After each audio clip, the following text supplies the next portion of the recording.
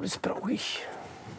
Oft wäre es viel zu schade, wenn das im Ofen landet oder auf dem Sperrmüllhaufen. Oft sind es richtige Schätze, wo man gar nicht erkennt, wie schön das wird. Wenn das jetzt zum Beispiel weiß gestrichen ist und drunter ist es oft einmal Industrienarbeit. Wie schön sowas zu erhalten, weil es hat sich ja mal jemand die Mühe gemacht, das zu bauen.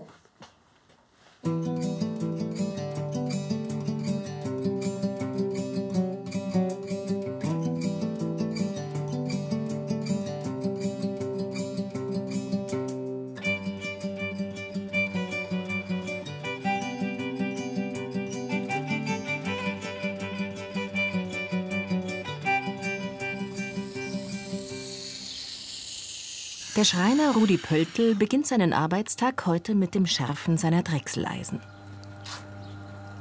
Und jetzt kommt noch der Grat weg von den Eisen. Die sind jetzt nach dem Schärfen, ist noch ein Grat dran und der muss unbedingt weg. Das mache ich mit der Lederscheibe, da wird es wunderbar scharf wie eine Rasierklinge. Aber wenn es geht, kaufe ich mir oft Werkzeug auf dem Trödelmarkt. Altes Werkzeug, das ist ein besserer Stahl, das hält dann ewig lange. Also das alte Werkzeug hält besser? Genau, das alte Werkzeug ist auf bester Stahl und bleibt ewig lange scharf. Ich liebe altes Werkzeug, fast wie eine Sucht. Am Trödelmarkt schlafe ich immer Werkzeug heim, obwohl ich es oft schon daheim habe.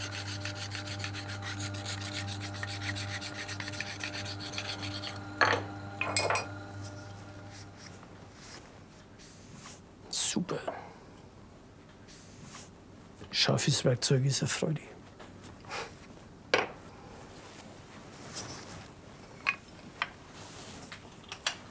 Rudi Pöltl hat sich vor 30 Jahren darauf spezialisiert, in seiner Werkstatt in Breitenau in der Nähe von Bad Windsheim nicht mehr neu zu bauen. Stattdessen schenkt er alten Möbeln ein zweites Leben. So wie genau die Länge von dem Fuß. Darum ist es schön, wenn man einen Originalfuß abmachen kann vom Möbelstück. Perfekt, jetzt zeichne ich mir die Konturen auf.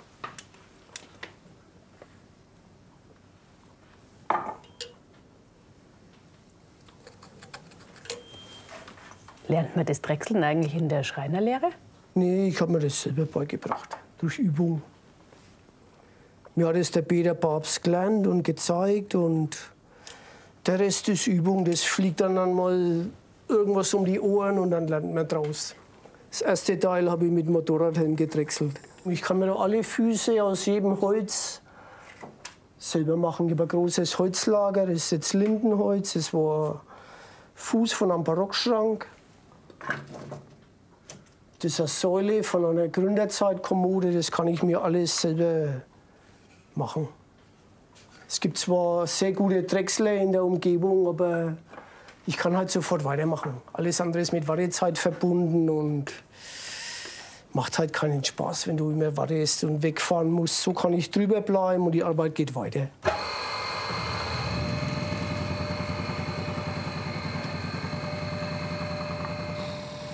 Rudi Pöltl drechselt für ein Gründerzeit-Nachtkästchen einen neuen Fuß. Der Originale ist irgendwann im gut 100-jährigen Leben des Stücks verloren gegangen. Rudi hat das Nachtkästchen von einem Bekannten in Bad Windsheim. Wenn es fertig restauriert ist, will er es weiterverkaufen. Doch die Form des Fußes exakt zu treffen, ist eine Herausforderung.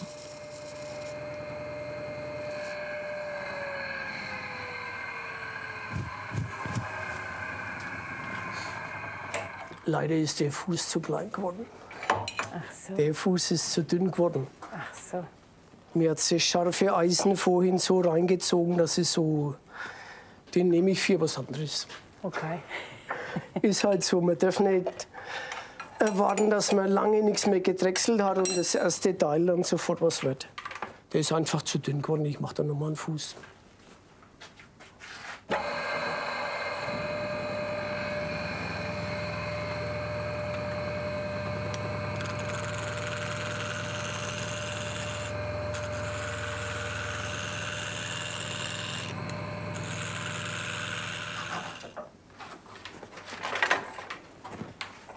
Passt sehr gut. So soll das sein.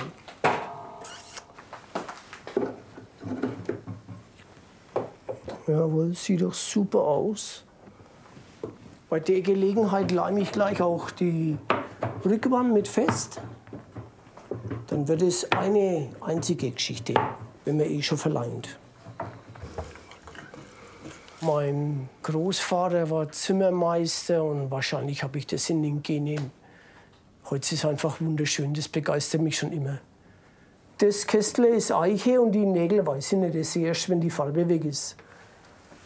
Das hat leider mal der Maler beim Wandstreichen in allen Farben mitgestrichen. Oft haben die das so gemacht als Muster auf die edlen Möbel. Malerfrecker. Sogar die Kalkfarbe hat er ausprobiert auf einem Barockschränkle. Unglaublich. Aber ich mache das wieder ab und danach war es gut konserviert. Das bringen wir runter. Am besten mal bei Regenwetter, wo ich nicht raus möchte. Bei Regenwetter habe ich die meiste Muße, solche Sachen zu machen. Oft mache ich das aus Sonntag, Sachen, die keinen Lärm machen. Ich habe sehr tolerante Nachbarn und wenn ich das sonntags hier mache, ohne Maschinen an, ist das alles kein Problem. Das ist das Schöne hier am Dorf.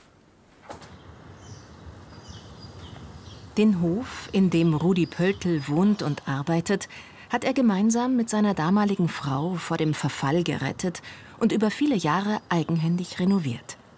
Besonders das Fachwerk hatte es ihm angetan. Aufgewachsen ist Rudi nur ein paar Kilometer entfernt von hier.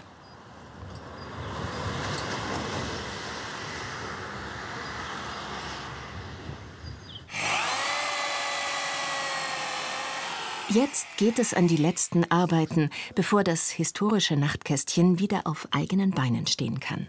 Ja, fast.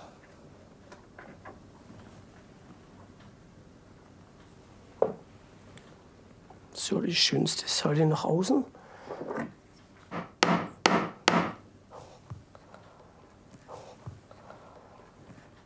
Besser geht's nicht. Bombenfest.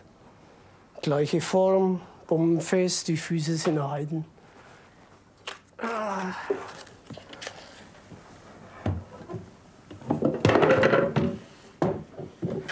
Das Nachtkästchen sollte so wieder für die nächsten 100 Jahre gut dastehen. Sag ich doch. Es wackelt nichts. Rudis Bekannte Elke Hegmann kommt vorbei. Hallo. Ah, hallo. Hi, Rudi. Willst du einen Stuhl abholen? Ja. Entschuldigung, Du Tata. weißt ja nur, wie er ausgesehen hat, ne? Ja, Brennholz in Einzelteilen. Enthüllung.